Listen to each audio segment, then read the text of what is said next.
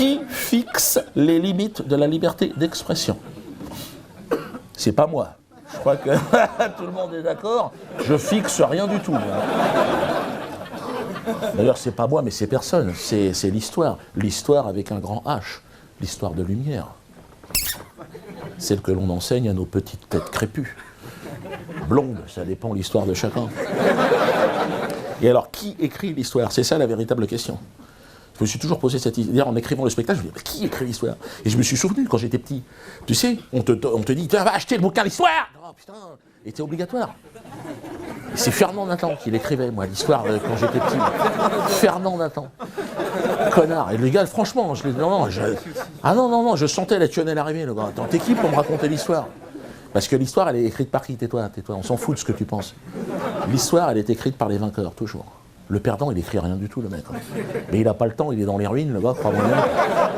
Il est là, il a même pas de froc, je veux dire. Il écrit pas l'histoire, le cul à l'air. Donc, c'est le vainqueur. Le vainqueur, il est bien. Voilà, le vainqueur, il est à l'aise. Tu vois, il a bouffé tout ce qu'il pouvait. Mais... Abdoullah. Alors, ramène un stylo qu'on écrive un truc. Et elle est là pourquoi, l'histoire? Légitimer le pouvoir en place, systématiquement. Et donc moi, comme je n'ai jamais fait partie du bon côté du manche, l'histoire, j'en ai rien à foutre. Et je cache pas que je m'en fous, mais je m'en tartine le fion à un niveau... J'ai toujours eu 0 en histoire. Une fois, j'ai eu 1. Ah, j'ai dit, attention, Diodo. Il faut choisir ton camp. Et je vais en choquer plus d'un ce soir. Hein. D'ailleurs, vous pouvez sortir, aller vomir immédiatement. Franchement, vas-y. Je préfère une bonne histoire de Toto. Toto qui va à la pharmacie chercher des suppositoires pour sa grand-mère. Là, je dis, on est bon. Je préfère une histoire comme ça que même, j'irais même, jusqu'à l'histoire même de la Shoah. Et c'est en tant que juif que je parle. En tant que juif ashkénaze. J'ai choisi Ashkénaze. Parce que tu as le choix, tu sais. Ashkénaze, parce que déjà, il y a le mot naze. Donc déjà, en tant qu'humoriste, toi, je peux lâcher une caisse, je suis encore dans le ton, tu vois. Mais en tant que juif ashkénaze, j'en ai marre, je suis désolé. Moi, depuis que je suis tout petit, à la maternelle, on me fait chier. Les mecs, ils arrivent. Attends, ils m'ont balancé le film Nuit et brouillard. Je dis, mais arrête, lâche-moi avec ton truc, putain. Balance-moi Chicken Run, que ça bouge. Lâche. Avec les cocottes, là, c'est dans le même décor. Au moins qu'il se passe quelque chose. Moi, je veux dire, moi, j'estime, ferme-la, j'estime, en tant, si tu veux, mais j'en ai marre, moi, en tant que juif israélien, en fait, je me sens israélien tout d'un coup. Tu vois? Ben moi, en tant qu'Israélien, j'en ai marre de cette image de juif clodo en pyjama qui fait la manche pour un bout de pain. Tu m'emmerdes, je veux voir le juif Rambo maintenant. Ta flottille dans ton cul, tu vois ce que je veux dire? Le juif Madoff, laisse, je gère. Tu vois? Le juif Polanski, j'encule ton gosse et je t'emmerde. Oh, on va rigoler ce soir.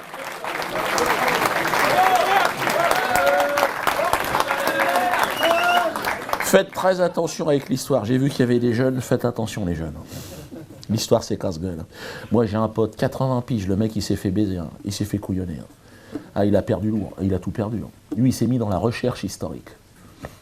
Ça, c'est le truc, c'est le hors-piste. Là, le gars, l'histoire, tu la prends, tu la bouffes, hein, et tu fermes ta gueule. L'autre, il est parti tout chou, se sent le bonnet, imagine. Première bosse, il s'est mangé un sapin, c'est clair. Attends. L'autre, en plus, il s'est spécialisé dans la Deuxième Guerre mondiale, la zone interdite. Personne n'a le droit d'y aller. Hein. Ouais, il a rencontré un ancien mec qui était dans les camps de concentration, qui est venu et il lui a dit « ça s'est pas passé comme ça ». Ah, j'ai dit « t'es malade, c'est des gens, faut pas leur parler ». Il m'a dit « c'est vrai ». Il le savait, hein, il a dit « j'ai fait le con, la curiosité ». Tu sais, il était là « non, non, arrête, quoi ? Non, hein ? Quoi ? Ah, vas-y ». Bon, après... Non mais rigolez pas. Rigolez pas, il est monté loin, l'autre. Il remet en cause même l'existence des chambres à gaz, maintenant.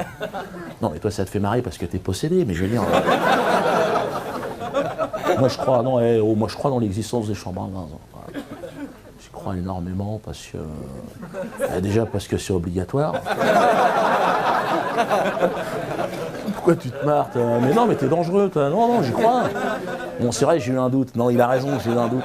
J'ai eu un doute un jour sur l'existence des chambres à gaz, en écoutant Bernard-Henri Lévy. Je me suis dit, si lui, il est philosophe, peut-être que les chambres à gaz aussi, c'est du bidon.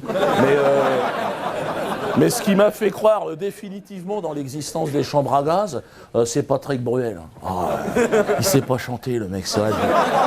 Tu t'entends ça, envie de vomir, je te promets. Hein, putain, mais ils changent de boulot, les mecs, ils font de la mécanique, le mec. Hein? Excuse-moi, t'es mécanicien, excuse-moi, mais je veux dire... Tu sais, un matin, je me réveille, je vais au boulot. Enfin, je vais au boulot, moi je bosse le soir. Hein, mais bon, je vais au boulot pour... Enfin, je vais regarder les autres partir au boulot, ça m'intéresse. Quand les gens se font chier, forcément là, tu as des zones d'inspiration. Donc là, j'allume la radio, je me dis, t'es obligé. Et là, Patrick Bruel, oh putain, envie de vomir. J'étais là, oh, puis tu chantes, il est sur toutes les chaînes, putain. Et c'est là que je me suis dit, peut-être que l'allemand, il n'a pas la patience que j'ai.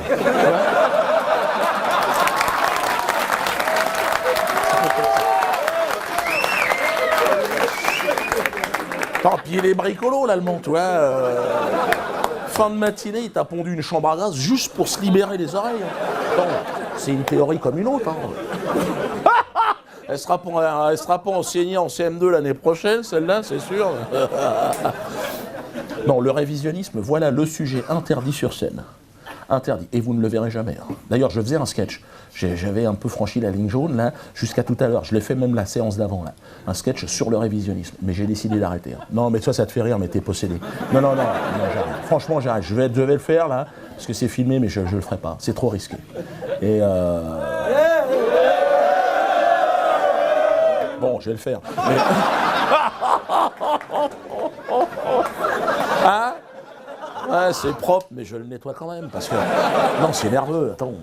Bon, alors, le postulat de ce sketch, c'est que je me rends chez mon pote Robert pour essayer de le dissuader, évidemment, dans ses croyances.